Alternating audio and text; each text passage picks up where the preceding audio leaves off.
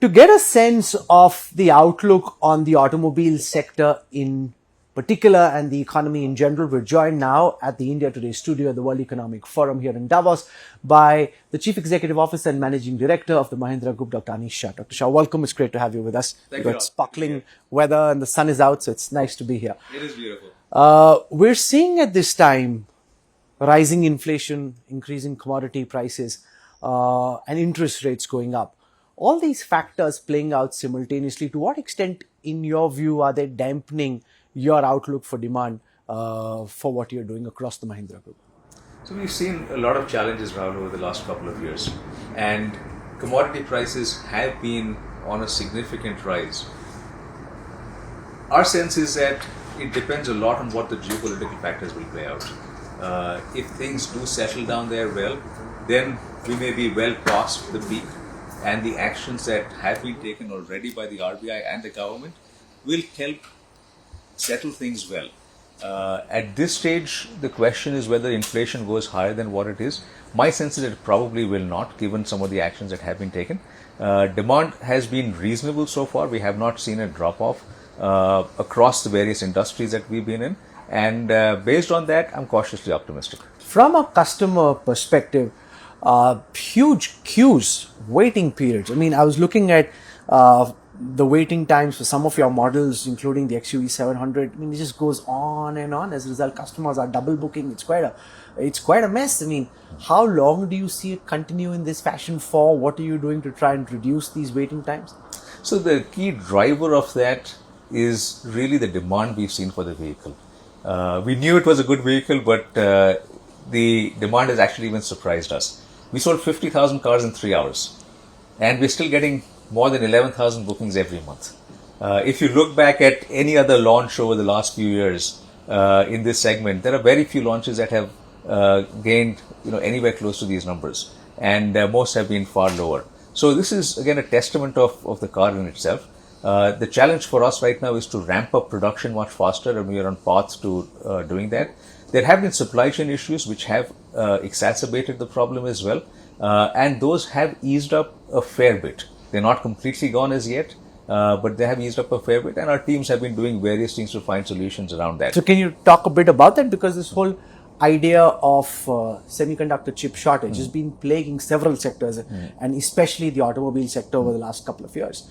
What have you done to try and build some resilience in those supply chains, and to what extent do you think you've succeeded in going from just in time to just in case? The supply chain models in the past were just in time. They were also largely single source with high volumes to help reduce cost, and that worked for many years. What we've seen as the world has changed over the last 2 to 3 years is there are various shocks that keep coming into the system, and therefore a single source, for example, isn't a great idea, because if you take a specific incident during COVID where a plant in Malaysia was shut down, that impacted supply chain for semiconductors across a large number of auto businesses. And if you don't have a second source, then that impacts production to a much greater level.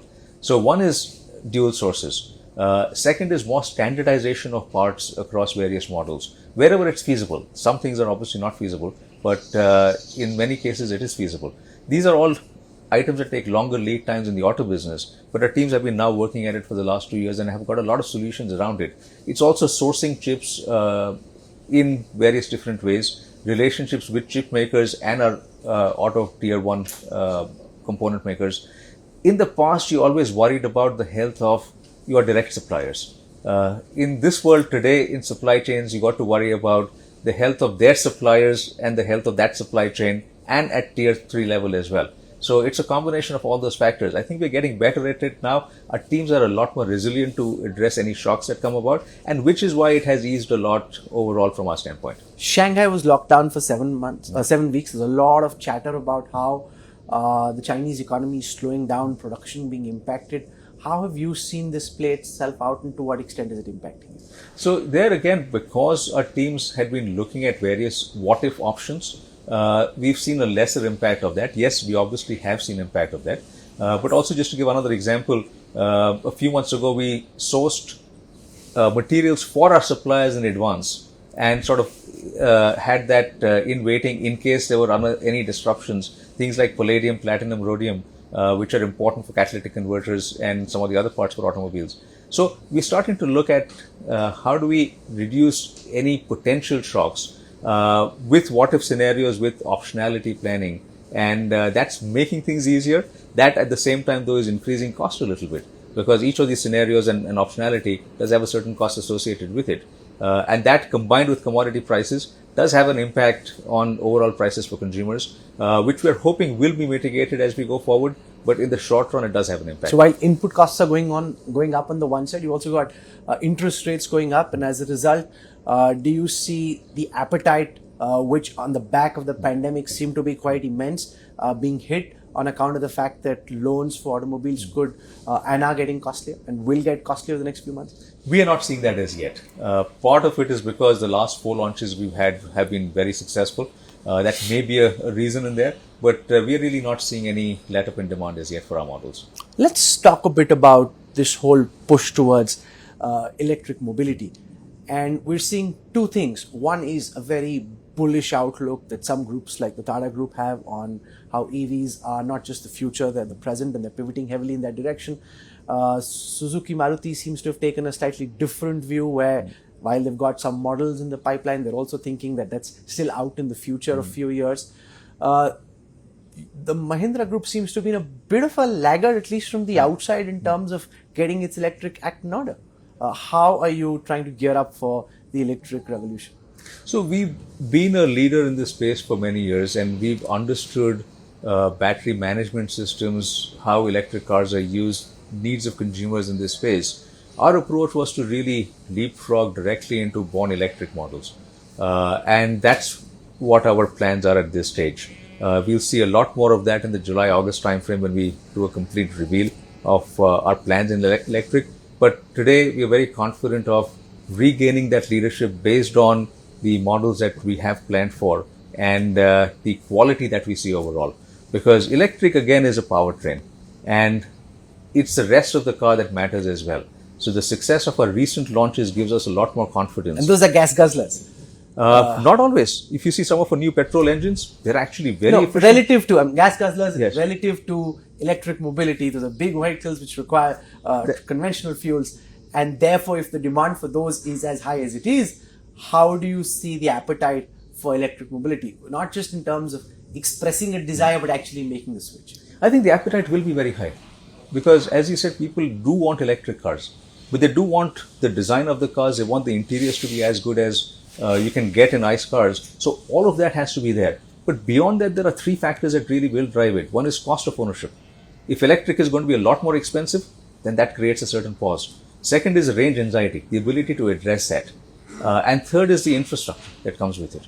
So it's all of these 3 things that will drive adoption of electric. So we do feel electric is here to stay. The question is the speed of adoption. And we will be ready with a wide range of electric options for our consumers, cars that can take a leadership space, just as the XUV700 has done. And we will continue to have the ICE options as well. And over time, my sense is electric will phase out ICE. For the past few months, we've seen 5 international automobile companies announce their departure from India, including Ford, Harley-Davidson, MAN Trucks, your motorcycles. Is that just demand and supply, the forces of market playing themselves out, these international companies being unsuccessful, or as some who don't like the way the India story is going at this moment would suggest that this just shows that international companies are now beginning to lose faith in the India story? Rahul, I would look at it a different way. 20 years ago, the Indian auto manufacturers were written off, saying that you've got all these international players coming in. How can these Indian manufacturers survive? Right? Today, the Indian manufacturers have actually shown they can not just survive, they can thrive. And they can actually beat the international manufacturers at their own game, despite the scale and size they have outside India. So I would look at it as actually an endorsement of the fact that the Indian automobile manufacturers have actually done a very good job and have succeeded in the marketplace. They've understood consumer needs better, they've delivered better products, and that's something we are seeing with the sales and the order bookings that we have. While every CEO has a certain amount of continuity in his business plans and takes forward what he inherits, what's the larger macro vision that Anish has for where you hope to take the Mahindra Group in terms of your USP or your stamp, your vision, which is different from what you inherited? So I would start on that, Rahul, saying that what I've inherited actually is awesome. If you look back, let's start with the values and the purpose of the Mahindra Group. Right? That's what attracted me to the group, and that's really who we are. So that DNA for us will continue. No change in that. We are very careful about what we change. The mantra we use is continuity and change. Okay? The second part is, if you look at from when the Nifty was established in 2002 till August 2018, Mahindra was the best performing stock in the Nifty. So we've had a long history of value creation, a long history of financial discipline. And that's something that we've actually brought back. So there again, in a way, it's continuity. While it might look at change in the short run, it's continuity. The third aspect is entrepreneurship. The businesses that have been built in the past, Tech Mahindra, Mahindra Finance, Holidays, Life Spaces, were all built by entrepreneurs within the group. And that's again what we are moving forward with now. The key change that we are driving is faster scale, faster growth of our businesses. Because in the world today, that is required. What we're also driving is agility. In the world around us, if large companies are not agile, they will not survive. So those are things that we are driving a lot more now. So apart from the companies that you mentioned, what are your big, bold new ideas?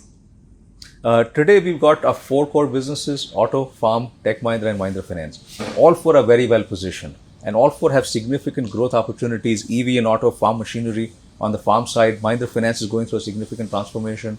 TechM is playing in a number of new cutting edge areas from a technology standpoint. And then we've got 7 growth gems, each of which has a clear path to $1 billion of market cap in the next 2 to 4 years. So we're really driving scale in these businesses, plus looking at digital platforms to get the group future ready. And that's our game right now. So we've seen the Tata Group, for example, with its digital play, with limited success so far, try and catch up with some of the digital startups. It's been awkward. How are you viewing what's happening in terms of a digital transformation of the consumer interface, not just at the back end in terms of transforming your own business processes, but in terms of having a super app, for example, reaching out to your entire galaxy of consumers? We've taken a very different approach because we've really tapped into the startup ecosystem to create value. And let me share examples of what has worked already. We had a business called Mom and Me in retail. We had then acquired Baby Oil, which was an internet business, and merged with FirstCry. At that point, we had somewhere like a 40% stake with the merger. The entrepreneur who ran FirstCry was an excellent entrepreneur, and he wanted to take the business forward.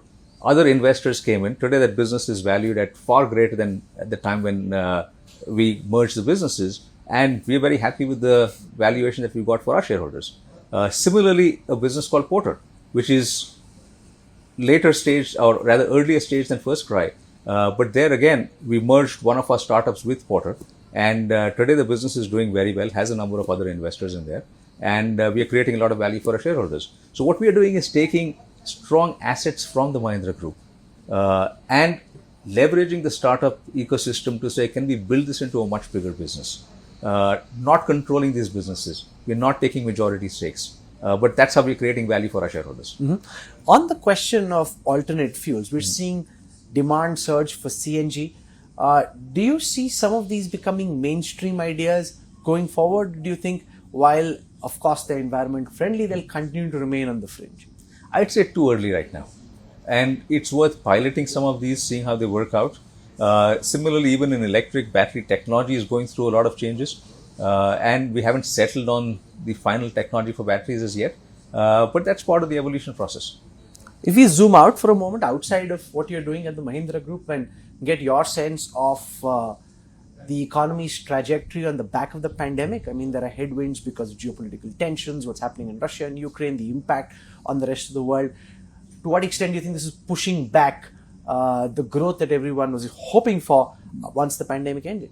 I do feel that the Indian economy is poised better than the rest of the world because our inflation is far lower than what we've seen elsewhere. The government has been very proactive in taking measures, and hopefully that will get the inflation back to the levels where it was. We are seeing a lot of demand from consumers that has not dried up even through the challenges that we've seen in the last few months. And if I were to look at a longer term trajectory as well, as you think about geopolitics, India is actually very well positioned. A lot of companies globally are looking at India and saying, that's where I want to be. We've got a democracy. We've got a government that is proactive in bringing in investors from outside, a large market that's growing, great demographics. So while we will see certain blips in the road and we will continue to see shocks from various places, we have to be ready for that. On balance, India is actually very well placed.